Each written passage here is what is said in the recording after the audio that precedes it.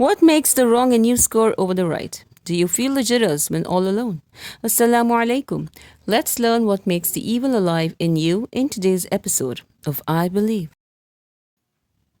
And he created the jinn from a smokeless flame of fire. Other than scary movies, have you seen someone act absolutely different from the rest? And does that scare you? How do you describe it as? Paranormal, unseen forces, ghost, or a clear state of psychological disorder according to science? Well, one thing is for sure, that the condition that scares the God in you is as true as you and me. We, the believers, know this as the jinns, a creature created by the Creator along with the other two most prominent creatures, that is, the humans and the angels. It is a fact that if Allah has created man with intellectual powers, the jinns have been given supernatural powers like flying, being unseen, or changing themselves into the conditions of humans and animals. While the jinns do possess these supernatural powers, but are low on IQ levels, their thinking and deciding capability is of a small kid compared to that of a human. Also, the jinns can see us while we cannot. The genies are as prominent in this world as we the humans are here. Jinns are both believers and kuffars. They have their families, kids, gatherings of their own. They pray, eat, drink, and sleep as we do. But there are certain things that makes them really upset, and one of them is disturbance, a significant reason why we see their reflection in many human beings. The genies are content in their world, as I said earlier. They do not mess with you unless you mess with them. There are gateways through which they enter a human body, after which they own it to a certain level and many a times occupy it completely. But before this occupation, they show glimpses of their presence around those they want to be with. Unusual hearing of sound, unwanted vision, happening of unusual events makes a deep impact on the person who's going through all of this.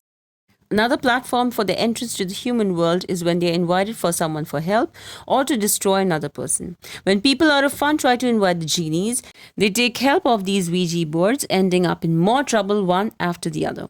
When the genie refuses to go back to where it came from.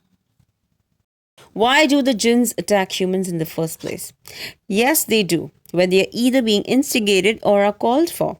Now remember, the jinns do not perform black magic. It is the humans who do so and perform rituals to take help from the jinns so as to destroy the person they hate or dislike, solely out of jealousy.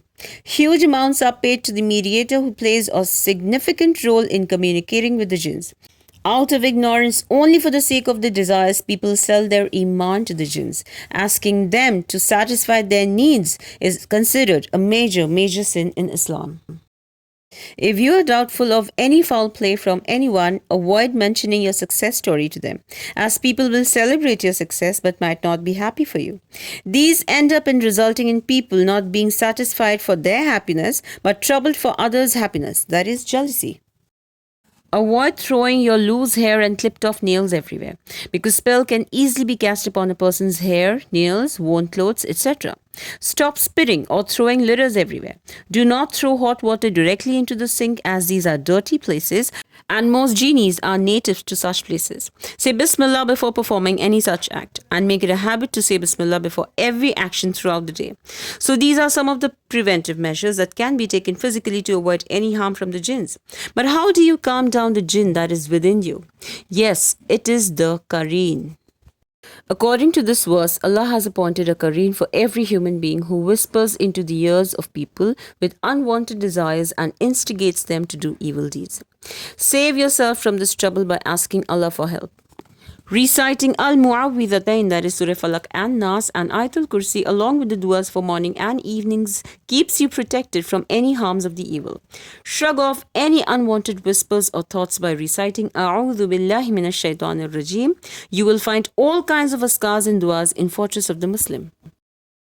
It is a fact that the evil doesn't die and lives with us. It's up to us whether we allow it to overtake our lives or defeat its strategies by performing good deeds.